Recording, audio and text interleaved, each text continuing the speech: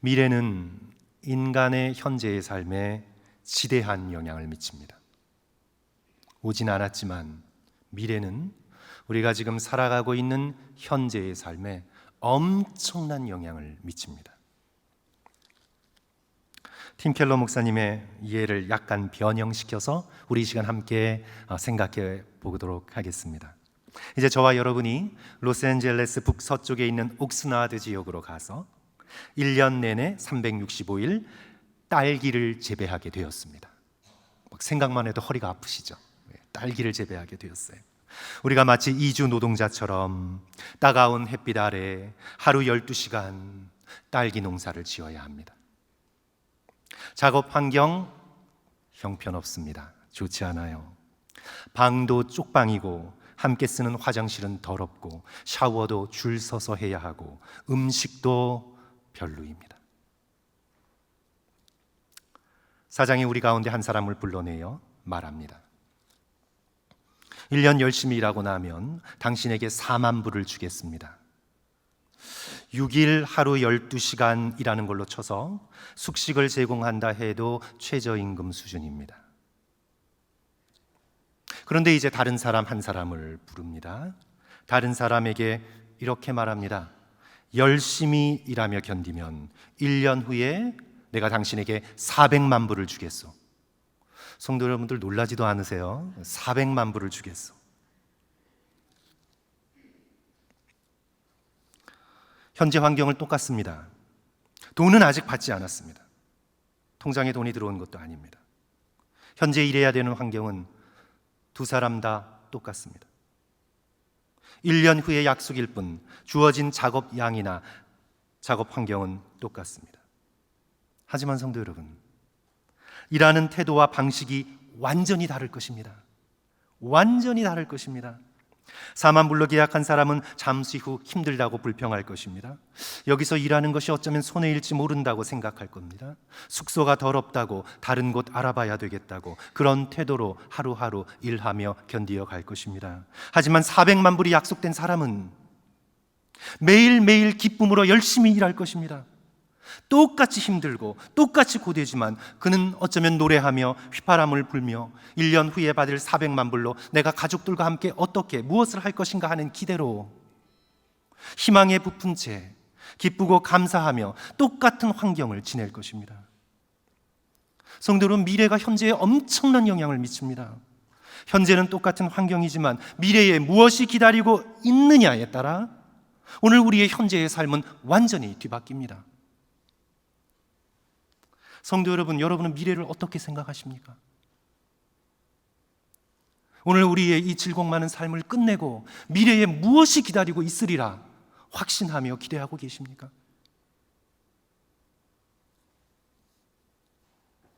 타락한 인간의 미래는 절망 자체였습니다. 창세기를 보시면 아담과 하와에게 하나님께서는 분명히 경고하셨습니다. 동산의 각종 나무의 열매는 내가 임의로 먹을 수 있대. 내 마음대로 먹고 싶은 대로 먹을 수 있대.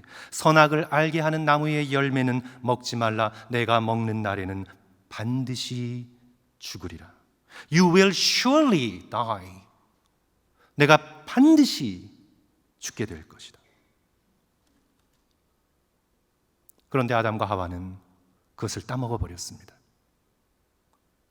뱀의 달콤한 거짓말에 욕망이 자극받아 하나님의 말씀을 잊어버리고 먹어서는 안 될 그것을 먹음직스럽게 여겼고 탐스럽게 여겼고 지혜롭게 할 만한 것으로 여겨 결국엔 따먹어 버렸습니다.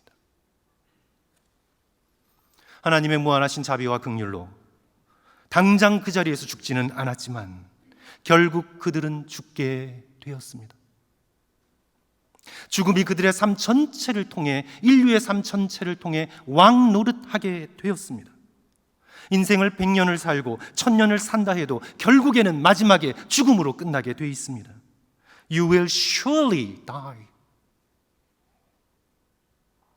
미래의 죽음이 입을 벌리고 떡 버티고 우리를 기다리고 있습니다. 잠시 웃을 수는 있습니다. 잠시 잊어버리고 즐길 수 있습니다. 잠시 어떤 것의 성공과 어떤 것의 즐거움으로 하늘을 날아갈 것 같은 기분을 느낄 수 있습니다. 하지만 절대로 떨칠 수 없는 악몽처럼 죽음은 계속해서 우리를 따라다닙니다. 그래야 결국 우리가 돌아가는 표정은 염려와 걱정과 슬픔뿐입니다. 잠시 새 것을 얻는 기쁨으로 눈이 반짝이고, 잠시 어떤 것을 즐기는 기쁨으로 얼굴 표정이 환해도, 성도 여러분, 주변의 사람들을 잘 관찰해 보십시오. 그들이 혼자 밥 먹는 모습, 혼자 멍하니 바라보는 모습 잘 관찰해 보십시오. 우리 인간의 죽음의 기본적인 표정은 언제나 염려와 걱정과 슬픔과 심각함입니다. 시편 90편 10절에서 모세는 탄식합니다. 우리의 연수가 70이요 강건하여 80이라도 자, 그 연수의 자랑은 수고와 슬픔뿐이요 신속히 가니 우리가 날아가나이다. 어디로 날아갑니까? 죽음이 기다리고 있는 곳으로 날아가게 됩니다. 사는 동안 우리의 자랑도 사실은 보면 수고와 슬픔뿐입니다. 이게 바로 러시아의 데무노 톨스토이가 모든 이가 부러워할 작가로서의 성공을 거두고 난 50대에 어느 순간 불현듯 깨달은 부인할 수 없는 진리입니다. 나이 50의 나를 자살 직전까지 이끌었던 이 의문은 철없는 아이로부터 지혜로운 노인에 이르기까지 각각의 인간 내면에 내재되어 있는 가장 단순한 질문이었다. 내가 지금 하고 있는 일, 내일에 할 일에서 어떤 결과가 생겨날 것인가? 이 질문을 달리하면 이럴 것이다. 도대체 나는 왜 사는가? 어찌하여 무엇을 추구하고 있는가? 왜 무슨 일인가를 하고 있는가? 이 질문은 다시 이렇게 표현될 수도 있을 것이다. 내 앞에서 기다리고 있는 저 피치 못할 죽음으로도 소멸되지 않을 영원한 가치가 과연 내 삶 안에 있는 것인가? 없었습니다. 없었어요. 저 죽음을 넘어가서 이겨낼 수 있는 가치가 내 삶 안에는 톨스토이는 발견할 수가 없었습니다. 없었어요.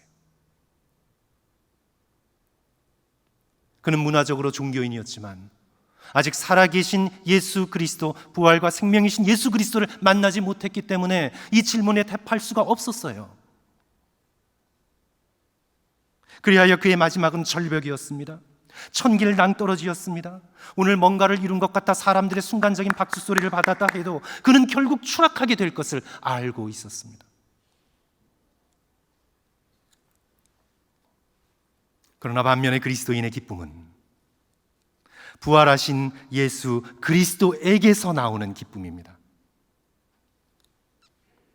예수께서는 더는 비참할 수 없는 죽음을 죽으셨는데 온몸은 쇠구슬로 달린 채찍에 다 찢겨 만신창이가 되셨고 손과 발은 못자국으로 뻥 뚫려 있었고 머리는 가시면류관으로 다 긁혀 있었고 옆구리는 심장까지 관통한 찬자국으로 벌려져 있었습니다. 그런 비참한 죽음을 죽으신 예수 그리스도께서 죽음을 넘어 알아보기 힘든 영광스러운 모습으로 부활하셔서 다시 제자들에게, 여인들에게, 우리에게 다가오셨습니다. 복음서가 증거하고 있는 바, 제자들과 여인들은 부활하신 예수 그리스도를 첫눈에 알아보지 못했습니다. 엠마오의 제자들도, 막달라 마리아도, 베드로도, 요한도 처음에는 예수 그리스도의 모습을 알아채지 못했습니다. 그토록 비참하게 죽으신 나사렛 예수께서 이토록 영광스러운 모습으로 자신들 앞에 나타나시리라는 것은 꿈에도 생각하지 못했습니다. 제자들과 여인들이 누리는 기쁨은 바로 죽음을 이기고 부활하신 예수 그리스도에게서 온 기쁨입니다. 내가 지금 가지고 있는 것, 내가 살고 있는 삶에서 오는 기쁨이 아니라 예수 그리스도에게서 오는 기쁨으로 그들은 충만했습니다. 마태복음 28장 8절, 그 여자들이 무서움과 큰 기쁨으로 빨리 무덤을 떠나 제자들에게 알리려고 다름질할세. 믿을 수 없이 기뻤습니다. 누가복음 24장 41절, 그들이 너무 기쁨으로 아직도 믿지 못하고 제정신으로는 믿기 어려운 그런 기쁨이었습니다. 승천하시는 예수 그리스도를 올려다보며 누가복음 24장 52절 53절 그들이 그에게 경배하고 큰 기쁨으로 예루살렘으로 돌아가 늘 성전에서 하나님을 찬송하니라.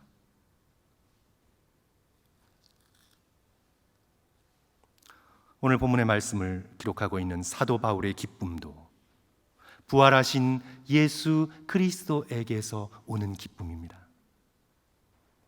이제 부활하신 예수 그리스도께서 곧 재림하셔서 믿는 자 모두를 예수 그리스도와 같은 영광스러운 부활의 몸으로 입혀주실 것을 믿는 데서 오는 기쁨, 그 기쁨으로 사도 바울은 충만했습니다. 바로 오늘 본문 21절의 말씀이죠. 우리 본문의 말씀으로 돌아가서 성도 여러분 다 같이 한 목소리로 읽었으면 좋겠습니다. 그는 21절 시작. 그는 만물을 자기에게 복종하게 하실 수 있는 자의 역사로 우리의 낮은 몸을 자기 영광의 몸의 형체와 같이 변하게 하시리라. 놀라운 말씀이죠. 말씀 하나로 천지를 창조할 수 있는 그 능력으로 세상 모든 만물이 예수 그리스도의 입에서 떨어지는 말씀 하나로 복종하는 바로 그 능력으로 우리의 낮고 천한 몸을 영광의 몸의 형체와 같이 변화시켜 주실 것이다. 이것이 바로 그리스도인들의 희망이었고 기쁨의 근원이었습니다. 그리스도인들의 기쁨은 결코 돈에서 나오는 것이 아니었습니다. 건강한 자신의 몸에서 나오는 것이 아니었습니다. 자기가 맺고 있는 인간적인 유능한 끈에서 네트워킹에서 나오는 게 절대 아니었습니다. 그리스도인의 살아있는 기쁨은 죽음을 이기시고 부활하신 예수 그리스도에게서 나오는 기쁨이었습니다.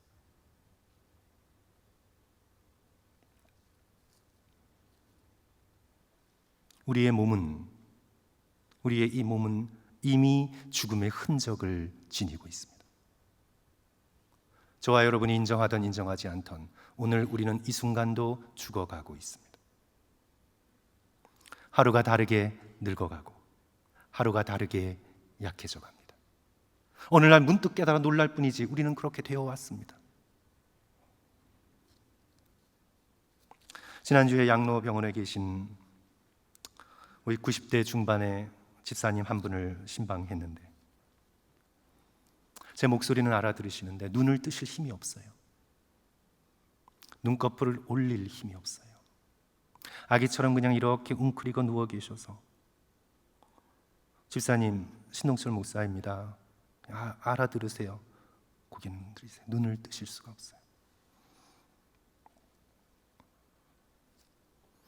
제가 과장을 조금 보태서 말씀드리면 정말 제 한 손으로 들어 올릴 것 같았어요. 한 줌밖에 되지 않으셨어요. 종아리 넓적다리를 이불 위로 쓰다듬어 드리는데 저는 사람의 다리가 이토록 얇을 수도 있구나. 조금만 힘주면 먼지처럼 파삭하고 부서질 듯 했습니다.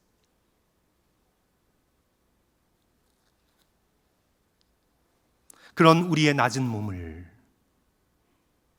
그런 우리의 먼지로 돌아갈 그런 몸을 부활하신 예수 그리스도의 그 빛나는 영광의 형체와 같이 변하게 하실 것이라. 1년 후에 400만 불이 기다리고 있어도 기뻐하며 넉넉히 견딜 수 있거든.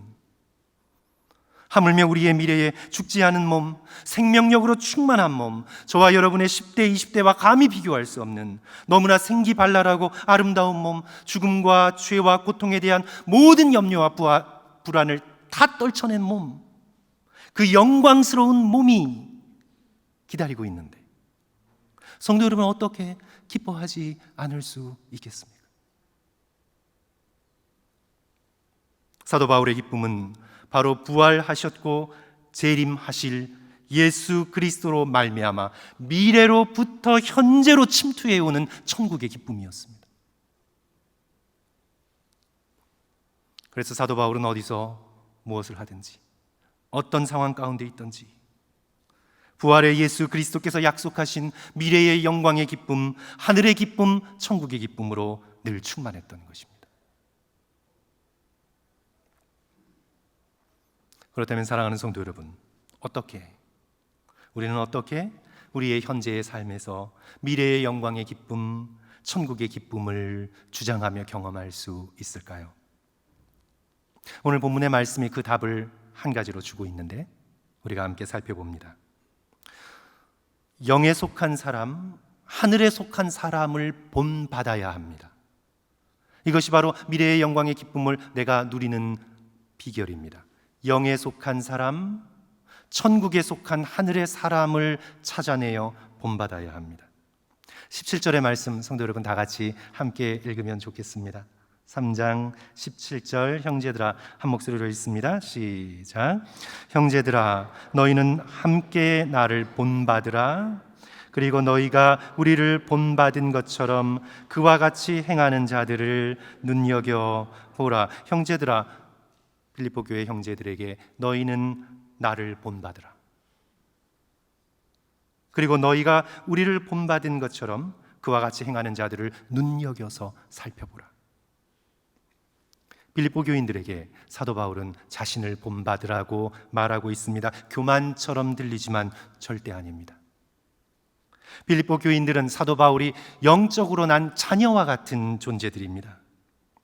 자녀들이 누구인지도 모를 다른 사람들을 따라 나서기를 원치 않는 것처럼 사도 바울은 빌립보 교인들이 우선은 영적인 아비 된 자신을 바라보고 본받아야 한다고 말씀하고 있는 것입니다. 고린도 교인들에게도 준 동일한 말씀이죠. 고린도전서 11장 1절 내가 그리스도를 본받는 자 된 것 같이 너희는 나를 본받는 자가 되라. 오늘 본문의 말씀에서는 이제 한 걸음을 더 나아갑니다.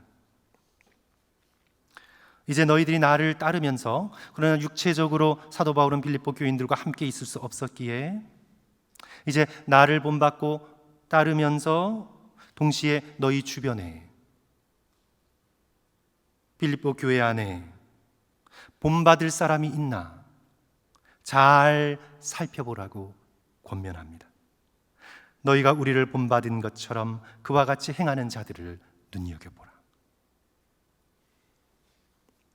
성도 여러분, 우리는 누군가를 본받는가에 따라 달라집니다.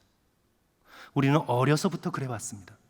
어려서부터 우리는 부모의 얼굴을 바라보며 표정을 흉내내기 시작했고, 어려서부터 우리는 걸음걸이를 흉내내기 시작했고, 어려서부터 우리는 누구를 바라보며 따라오며 변화되었습니다. 내가 누구를 바라보는가가 우리의 삶을 완전히 다르게 뒤바꿉니다. 제가 오래전 청년부 사역을 했을 때 유난히 성경부에 늦게 들어오면서 담배 냄새를 푹 풍기는 청년 하나가 있었어요. 그 청년이 기억이 나는데, 그 청년이 담배를 끊지 못해서 고생고생을 하고 있었는데, 담배를 처음 핀 계기가 이제 운전을 하면서 팔 한쪽을 창문에 턱 걸치고 선글라스를 낀 채 담배를 푹 하고 품어대는 그 모습을 본 거예요. 그 모습이 너무 멋있게 보인 거예요. 나도 어느 날 저렇게 한번 담배를 선글라스 끼고 피고 싶다 하다가 그냥 그 길로 들었었어요. 우리는 뭘 멋있게 여기는가? 무엇을 보고 멋있다, 좋다라고 느끼는가에 따라 우리는 그 본을 따라가게 돼 있습니다. 우리 인간은 모두 다 흉내내는 자들입니다. 큰 저택에 사는 사람이 멋있게 보이면 그런 분들처럼 되어나가려고 노력하게 될 겁니다. 멋있는 차, 멋있는 옷, 세련된 외모, 이런 것들이 부럽고 눈에 좋게 보이면 그런 분들처럼 되어가려고 노력할 것입니다. 믿음의 백성이 정말 부러워야 할 사람은 영적인 사람입니다. 성도 여러분, 우리가 정말 온 마음을 다하여 부러워하여 닮고 싶다 할 사람은 하늘에 속한 사람입니다. 너희가 우리를 본받은 것처럼 그와 같이 행하는 자들을 눈여겨보라. 영어 번역이 훨씬 더 원문에 가깝습니다. According to the pattern we gave you. The pattern. 우리가 너희들에게 알려준 패턴, 방식을 따라 눈여겨보라. 어떤 패턴을 보여줬습니까? 영에 속한 삶의 방식, 하늘에 속한 삶의 방식을 보여주었습니다. 사도 바울이 오늘 본문 이전까지 강조한 것은 위입니다. above, 위. 14절도 보시면 표대를 향하여 그리스도 예수 안에 있는 하나님이 위에서 부르시는 부름의 상을 위하여 달려가노라. 그가 보여준 삶의 패턴은 위를 바라보는 사람들의 삶의 방식, 하늘을 바라보며 천국을 소망하며 예수 그리스도께서 오실 그날을 기대하며 오늘 하루를 믿음으로 살아내는 삶의 방식, 그 방식으로 살아가고 있는 사람이 너희들 주변에 있는지 잘 살펴보고 그 패턴을 따라가라. 세상 본받으려 하지 말고 그들을 본받으라. 왜냐하면 주변에 그리스도인이라고 하면서 육에 속하고 땅에 속해 있는 수많은 사람들을 본 거지요.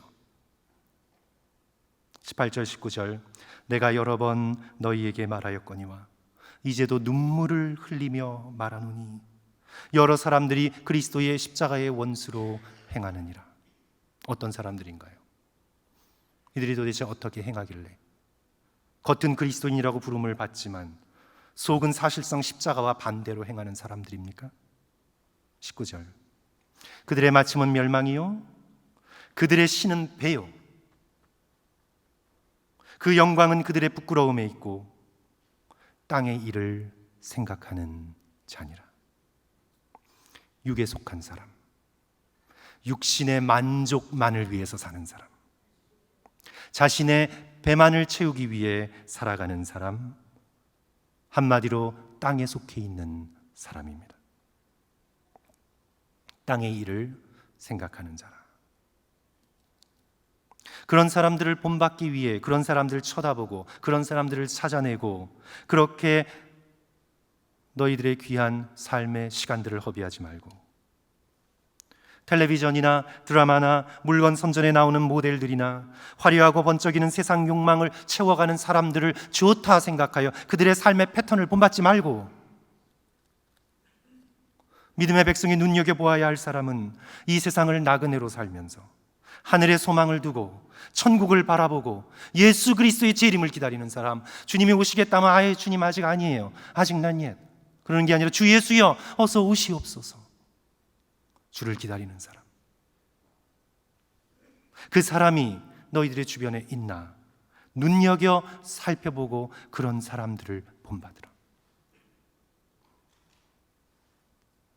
그래서 사랑하는 성도 여러분, 이제부터 성도들께서 하셔야 할 일은 주변에 또는 교회에 가장 신앙생활을 잘 하시는 장로님, 권사님 찾아내서 눈여겨보시는 겁니다.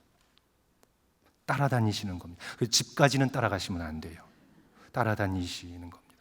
어떻게 말씀하는지, 어떻게 기도하는지, 어떻게 섬기는지, 어떻게 고난을 견뎌나가고 있는지, 정말 하늘에 속한 사람, 천국에 속한 사람 주변에서 찾아내셔서 그분들의 삶의 패턴을 보고 본받고 배워가는 것입니다. 엉망으로 하는 분 샅샅이 뒤져 찾아내어 비판할 필요 없어요. 언제나 가짜는 있습니다, 성도 여러분. 가짜 돈이 있다는 건 진짜 돈이 있다는 뜻이에요. 우리는 진짜를 찾아내야 합니다. 어떤 장로님 말씀하셨듯이 우리는 진짜를 찾아야 합니다. 진짜를 찾아내어 그 진짜의 패턴을 본받아야 합니다. 그래야 우리 자신이 영에 속한 사람, 하늘에 속한 사람으로 천국의 기쁨을 누리며 살아가야 합니다.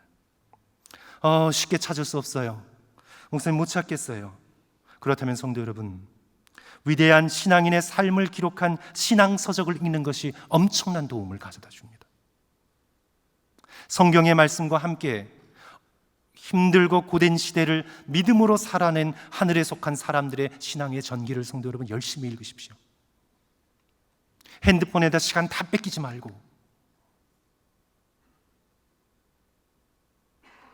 우리보다 앞서갔던 신앙의 선배들의 삶을 찾아내어 읽으십시오. 이 세상에 돈을 쫓고 쾌락을 쫓고 신앙을 타협하는 사람들만 득실되는 것 같다가도 그런 분들의 삶이 기록된 책을 펴기만 하면 정말 영적인 사람들이 정말 많았구나. 허다한 구름 같은 증인들이 우리에겐 있구나. 예수님을 위해 목숨을 다하여 사랑하며 천국을 소망하며 하늘에 속한 자로 살아갔던 수많은 사람들이 우리 앞에 있었구나. 감격하고 기뻐하며 나도 그렇게 살아가야지 하는 마음이 생기게 됩니다. 성 어거스틴의 참회록, 조나단 에드워즈의 결심문과 일기 읽어보세요, 성도 여러분. 찰스 스펄전의 전기를 읽어보세요. 코리 텐붐의 수기를 읽어보세요. 강제 수용소에 갇혀서 죽을 수밖에 없는 상황 속에서도 어떻게 예수 그리스도로 견뎌내며 승리했는지 한번 읽어보세요. 조니 에릭슨 타다의 이야기, 16살에 척추 이하의 신경이 마비되어서 평생을 불구자로 살면서도 그가 어떻게 그렇게 얼굴 표정이 밝은지, 어떻게 사람들에게 놀라운 기쁨을 전파하며 지금까지 살아내고 있는지 그 글들을 읽어보세요. 안희숙 씨의 자서전, 김교신 선생님의 일기를 읽어보세요. 일제시대의 그 어두운 시대에도 아침을 열면서 하루를 살아낸 그분의 이야기를 읽어보세요, 성도 여러분. 이지선 씨의 글들 읽어보세요. 이 땅을 나그네로 살면서 천국의 기쁨으로 충만하여 미래의 영광의 기쁨으로 충만했던 분들을 바라보며 그분들을 본받고 나도 더욱 영에 속한 사람, 하늘에 속한 사람으로 거듭거듭 일어나기를 결단하십시오. 말씀을 맺으려 합니다. 성도 여러분, 잊지 맙시다. 자, 우리의 시민권은 어디에 있습니까? 우리의 citizenship 어디에 있어요? 이 땅이 아니라 하늘에 있는지라. 하늘에 있는지라. 우리 20절 다 같이 읽습니다. 그러나, 같이 읽습니다. 시작. 그러나 우리의 시민권은 하늘에 있는지라. 거기서부터 구원하는 자 곧 주 예수 그리스도를 기다리노니. 우리의 시민권을 가지고 천국에 들어갈 때, 주 예수 그리스도를 만나게 될 때 우리가 어떤 모습으로 변화될지는 감히 상상할 수 없습니다. 3층천을 경험한 그 영적인 거장인 바울도 그 말을 알아들을 수 없었어요. 우리에게 알려주셔도 우리가 얼마나 영광스러운 모습으로 변화될지 우리는 지금 이 수준에서는 이해할 수 없어요.